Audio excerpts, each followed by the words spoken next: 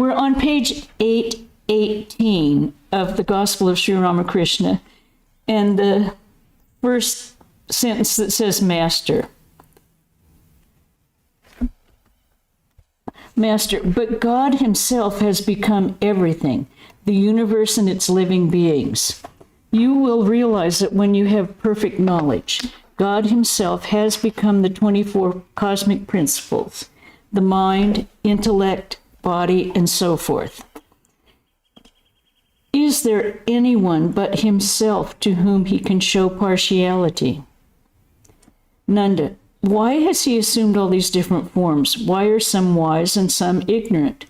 Master, it is his sweet will. Atul, Kader Babu puts it nicely. Once a man asked him, why has God created the world?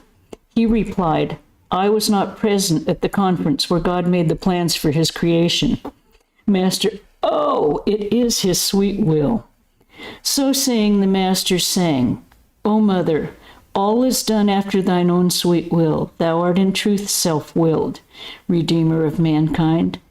Thou workest thine own work, men only call it theirs. Thou it is that holdest the elephant in the mire, thou that helpest the lame man scale the loftiest hill. On some thou dost bestow the bliss of Brahmanhood, yet others thou dost hurl into this world below. Thou art the moving force, and I the mere machine. The house am I, and thou the spirit dwelling there. I am the chariot, and thou the charioteer. I move alone as thou, O Mother, movest me. He continued, the Divine Mother is full of bliss. Creation, preservation, and destruction are the waves of her sportive pleasure. Innumerable are the living beings. Only one or two among them obtain liberation, and that makes her happy. Out of 100,000 kites at best, but one or two break free, and thou dost laugh and clap thy hands, O Mother, watching them. Some are being entangled in the world, and some are being liberated from it. How many are the boats, O mind, that float on the ocean of this world? How many are those that sink? Nanda, it may be her sweet will, but it is death to us. Master, but who are you? It is the Divine Mother who has become all this. It is only as long as you do not know her that you say, I. All will surely realize God. All will be liberated. It may be that some get their meal in the morning, some at noon, and some in the evening. But none will go without food. All, without any exception, will certainly know their real self. True, sir, Pashupati. True, sir, it seems that it is God alone who has become everything. Master, try to find out what this I is. Is this I the bones or flesh or blood or intestines? Seeking the I, you discover thou. In other words, nothing exists inside you but the power of God. There is no I, but only He. To Pashupati, you have so much wealth, but you have no egotism. It is not possible to rid oneself altogether of this ego. So, as long as it is there, let the rascal remain as the servant of God. All laugh. The ego that makes a man feel that he is a devotee of God, or a son of God, or a servant of God, is good. But the ego that makes a man attached to lust and greed is the unripe ego. That ego is to be renounced. The head of the household and the others were very much pleased to hear this interpretation of the ego. Master to Pashupati, there are two signs of knowledge. First, absence of pride, and second, a peaceful nature. You have both. Therefore, you must have received the grace of God. Too much wealth makes one forget God. That is the very nature of wealth. Jadu Malik has become very rich. Nowadays, he doesn't talk of God. Formerly, he used to enjoy spiritual talk a great deal. Lust and greed is a kind of wine. If a man drinks too much wine, he does not show his father and his uncle the respect that is due to them. Very often he abuses them. A drunkard cannot distinguish between his superior and his inferior. Nanda: that is true, sir. Pashupati: Sir, what do you think of theosophy and spiritualism? Are these true? What do you think of the solar plane, the lunar plane, the stellar plane? Master: My dear sir, I don't know about these things. Why bother about them so much? You have come to the orchard to eat mangoes. Enjoy them.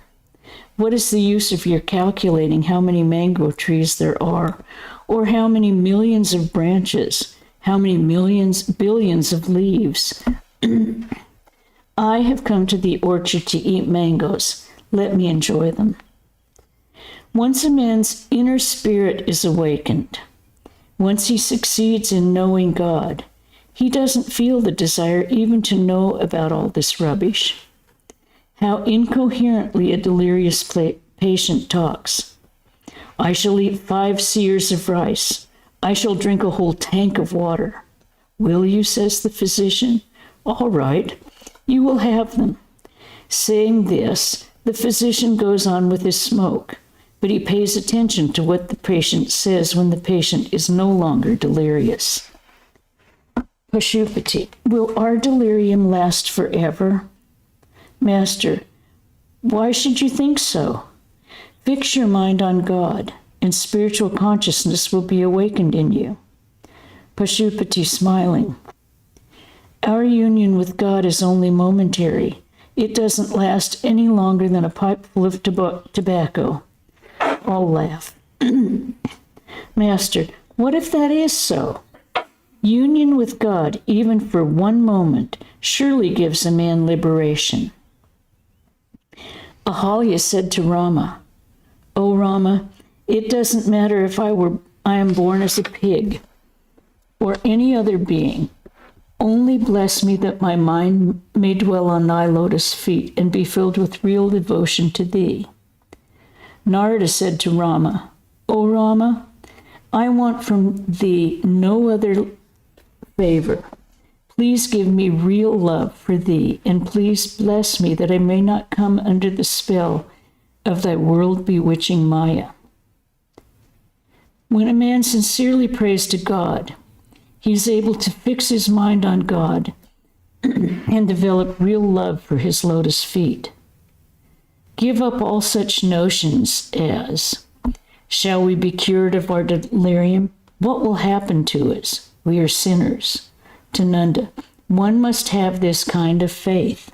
What? Once I have uttered the name of Rama, can I be a sinner anymore? Nanda, is there no afterlife?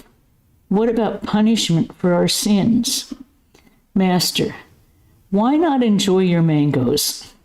What need have you to calculate about the afterlife and what happens then? And things like that. Eat your mangoes. You need mangoes. You need devotion to God. Nanda, but where is the mango tree? Where do I get the mangoes? Master, tree. God is the eternal and infinite Brahman. He does exist. There is no doubt about it. He is eternal. But you must remember this, that he is the Kalpataru. Come, let us go for a walk, O mind, to Kali, the wish-fulfilling tree, and there beneath it gather the 4 fruits of life. You must go to the Kalpataru and pray. Only then will you obtain the fruits. Only then will the fruits fall from the tree. Only then will you be able to gather them. There are 4 fruits: Dharma, Artha, Kama, and Moksha. The Jnanis seek the fruit of liberation. The Bhaktas love of God, love without any motive behind it.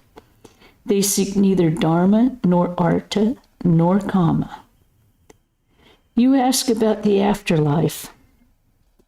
According to the Gita, you become in the next life what you think of in the hour of death. King Bharata was very much grieved over his pet deer. He died repeating the word deer. Therefore, he was reborn as a deer. That is why day and night a man should practice worship, japa, meditation, and other spiritual exercises. Only then, by virtue of practice, will he be able to think of God in the hour of death. If one dies thus, thinking of God, one will acquire God's nature. Keshav Sen, too, asked me about the afterlife. I said to him also, "What need have you of all these calculations?" Then I said, "As long as a man does not realize God, he will return to the world. The potter puts his clay jars and lids out in the sun to bake. If cattle trample them underfoot, he throws away the baked ones. But he collects the soft ones, mixes them with more clay, puts them on the wheel, and makes new vessels from them." The master of the house had not yet shown any sign of serving Sri Ramakrishna with refreshments. Sri Ramakrishna said to Nanda, "You see, you should offer me something to eat." That is why the other day I said to Jadu's mother, "Look here, give me something to eat. Otherwise it brings harm to the household." Nanda Bose ordered some sweets. Sri Ramakrishna began to eat them. Nanda and the others were watching the master and his actions. After eating the sweets, Sri Ramakrishna wanted to wash his hands. The plate on which the sweets were served had been placed on the sheet covering the carpet, so the master could not wash his hands in the plate. A servant brought a brass bowl for him to use, but Sri Ramakrishna could not use it since only Rajasic people use such things. He asked the servant to take it away. The master of the house said to him, "Please wash your hands." Absent-mindedly, Sri Ramakrishna said, "What? Shall I wash my hands?" The master walked to the south veranda. He asked M to pour water into his hands. M poured water from a jug. The master dried his hands with his cloth and returned to the room. Then he was offered betel leaf on a tray. But the other guests had already taken some from the same tray. The master did not accept any. Nanda to the master, "May I say something?" Master smiling, "What?" Nanda, "Why didn't you eat any betel leaf? Everything else you did was proper. This alone seems to be otherwise." Master, "Before I eat anything, I offer it to God. It is a notion of mine." Nanda, "But the betel leaf would have gone to God all the same." Master, "There is the path of jnana, and there is the path of bhakti. According to the jnani, everything can be eaten by applying the knowledge of Brahman. But the follower of bhakti keeps a little distinction between holy and unholy. But I still maintain that you did not act rightly." Master smiling, "It is just a notion of mine. What you say is also right. This too is supported by the scriptures." Sri Ramakrishna was warning Nanda of flatterers. Master, "Beware of flatterers. They are after their own selfish purpose." To Prasanna's father, "Do you live in this house?"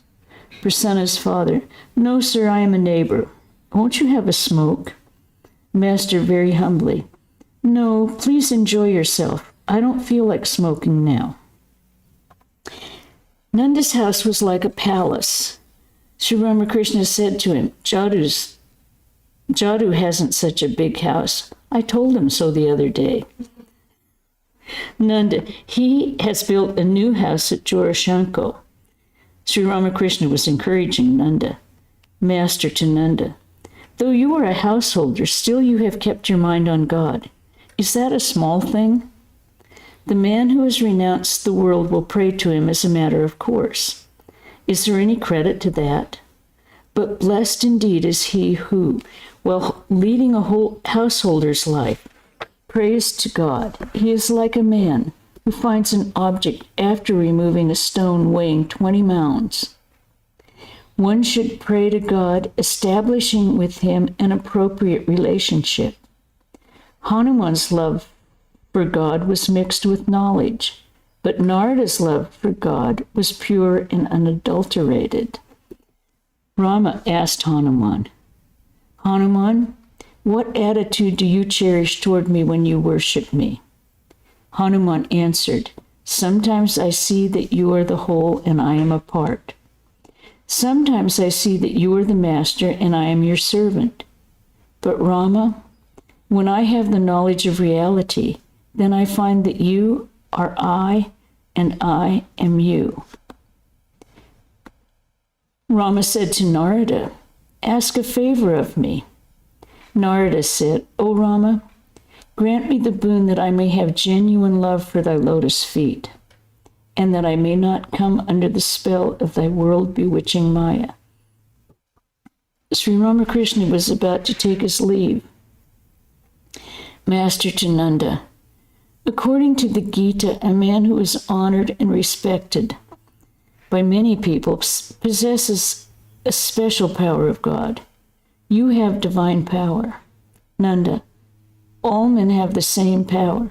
Master sharply, you all say the same thing. Can all men ever possess power to the same degree? God no doubt dwells in all beings as the all-pervading spirit, but the manifestations of his power are different in different beings. Vidyasagar too said the same thing. He said, God has given some more power and some less. Thereupon I said to him, if there are not different manifestations of his power, then why have we come to see you? Have you grown two horns on your head? Sri Ramakrishna rose. The devotees followed him. Pashupati accompanied them to the door. Now, since we started a little late, I'll read a little more. You're all welcome to leave if your schedule calls for it. The master arrived at the house of the Brahmin lady who was grief-stricken on account of her daughter's death. It was an old brick house. Entering the house, the master passed the cowshed on his left. He and the devotees went to the roof where they took their seats. People were standing there in rows. Others were seated. They were all eager to get a glimpse of Sri Ramakrishna. The Brahmani had a sister. Both of them were widows. Their brothers also lived in the house with their families. The Brahmani, who had been busy all day making arrangements to receive Sri Ramakrishna. While the master was at Nanda Bosa's house, she had been extremely restless, going out of the house every few minutes to see if he was coming. He had promised to come to her place from Nanda's. Because of his delay, she had thought perhaps he should not come at all. Sri Ramakrishna was seated on a carpet. M, Narayan, Jogan, Devendra, and others were seated on a mat. A few minutes later, the younger Narayan and some other devotees arrived. The Brahmani's sister came to the master and saluted him. She said, Sister has just gone to Nanda Bosa's house to inquire the reason for your delay in coming here. She will return presently. A sound was heard downstairs, and she exclaimed, There she comes. She went down, but it was not the Brahmani. Sri Ramakrishna sat there smiling, surrounded by devotees. M. to Devendra. What a grand sight. All these people, young and old, men and women, standing in lines, eager to have a glimpse of him and hear his words. Devendra to the master. M says that this place is better than Nandana's. Nandas, the devotion of these people is amazing. Sri Ramakrishna laughed. The Brahmani's sister exclaimed, Here comes sister. The Brahmani came and saluted the master. She was beside herself with joy. She did not know what to say. In a half-choked voice, she said, This joy is too much for me. Perhaps I shall die of it. Tell me, friends, how shall I be able to live? I did not feel such a thrill even when Chandi, my daughter, used to visit the house, accompanied by liveried footmen with armed guards lining both sides of the street. Oh, now I have no trace of my grief at her death. I was afraid he would not come. Then I thought that if that happened, I should throw into the Ganga all the things I have arranged for his reception and entertainment. I should not speak to him anymore. If he visited a place, I should go there, look at him from a distance, and then come away. Let me go and tell everybody how happy I am. Let me go and tell Yogan of my good luck. Still overwhelmed with joy, she said, A laborer won 100,000 rupees in a lottery. The moment he heard the news, he died of joy. Yes, he really and truly died. I am afraid the same thing is going to happen to me. Please bless me, friends, or I shall certainly die. M was amazed to see the Brahmani's sincere joy in her ecstatic mood.